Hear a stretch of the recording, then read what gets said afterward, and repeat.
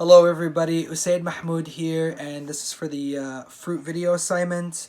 I have the dragon fruit with me that I'm going to be trying today for the first time ever. Very excited for this. A little bit about the fruit. So like I mentioned, it's called the dragon fruit, and I have my notes here. Scientific name for it is Selenocerius undatus, and it is nicknamed the pitaya. It's under the Cactaceae family, and I'll get to related fruits later on in the video. But it has two common names. It has the common name Bell of the Night, and I believe it received that name, that nickname, I guess, or common name, is because the fruit tends to blossom at night.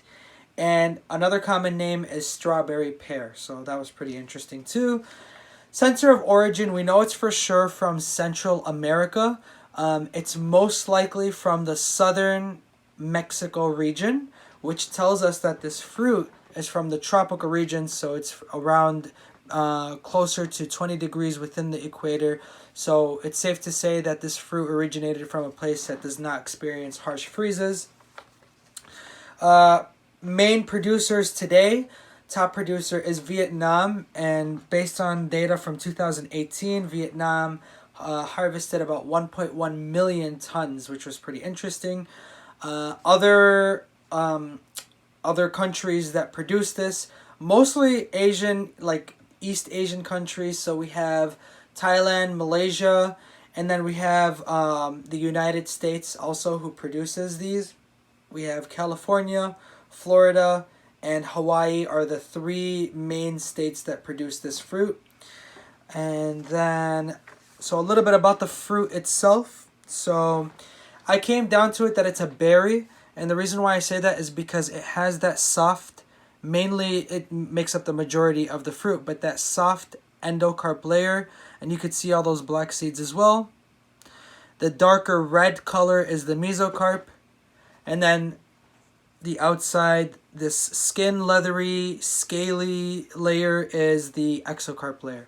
So that's what I came down to, is that this is a berry. Let's see. How is it grown? So it needs an optimal pH. So it has an optimal pH of between 6.3 to 6.8. So not too acidic and not too alkaline, just slightly acidic, between 6.3 and 6.8. It needs a lot of sunshine to grow, and it needs 2.5 meters worth of rain, or it shouldn't get, sorry, let me change that. It shouldn't get more than 2.5 meters of rainfall. So any more than that will be bad for the fruit. And I found that interesting because I remember we were learning about rice and how there are specific types of rice that can only get, that need a minimum of 2 meters of rainfall. And so just like with that specific type of rice, there was a minimum amount of rainfall needed. Now we're looking at an example where there should be no more, like a maximum, no more than 2.5 meters of rainfall. So that was pretty interesting. It's harvested by literally just picking up the mature fruit. And what I found interesting was that processing actually goes very well. In fact, farmers are able to harvest about 65 tons per harvest. So that's a lot. And then also another thing is that it's good to refrigerate and to wait a few days before eating the dragon fruit rather than eating it right away. Because if you try eating it right away, it's going to be too sour. If you refrigerate it and wait a few days, it'll give it enough time to sweeten up a little bit more. So a few more things before I try this fruit for the first time. An interesting history about it is that, like I mentioned before, you know how I mentioned how it originated in Central America? So it actually made its way to Vietnam pretty much for the first time 50 years ago, which is very recent actually. And the fact that it's moved to Vietnam only 50 years ago and it became so popular already just blows my mind. So that's pretty interesting.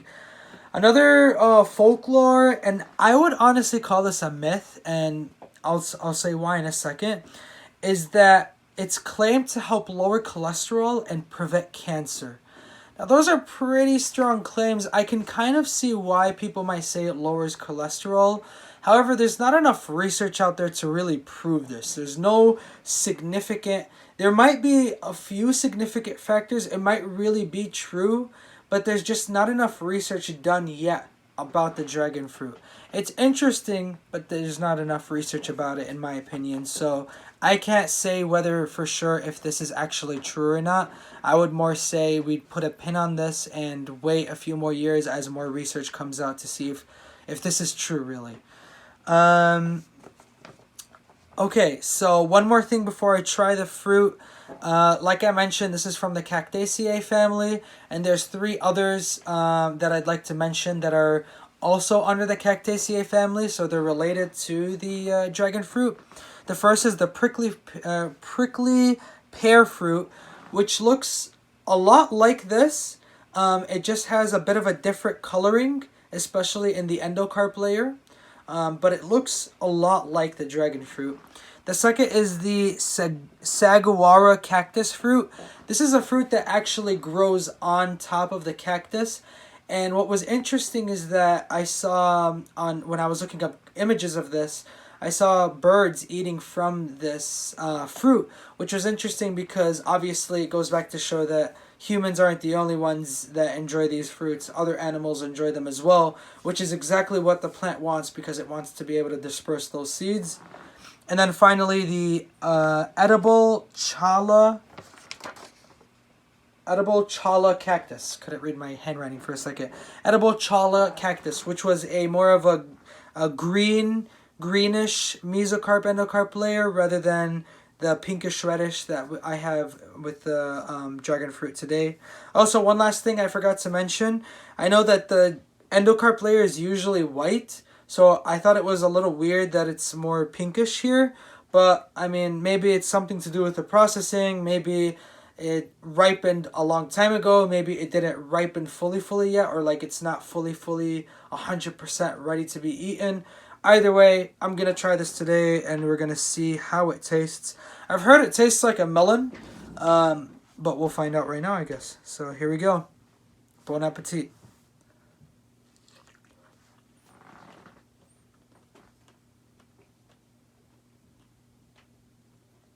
This is good. Wow. Ooh. Ate a little bit of a stem there, but what a way to embarrass myself on video, right? This is good. This is better than I thought, really, to be honest. Wow, that is really good. Cool. Great. Now I have another fruit to start buying more often. Another side fact, it is pretty pricey compared to other fruit.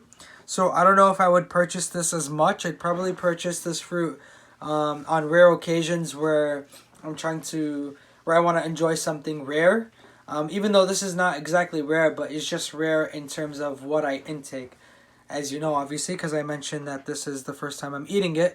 But it's really good. I love it. It's delicious. I would also say that it's better than I thought, too. So there we go. I hope you guys enjoyed this video, and I hope you guys learned something from this. Thank you guys so much, and have a good one.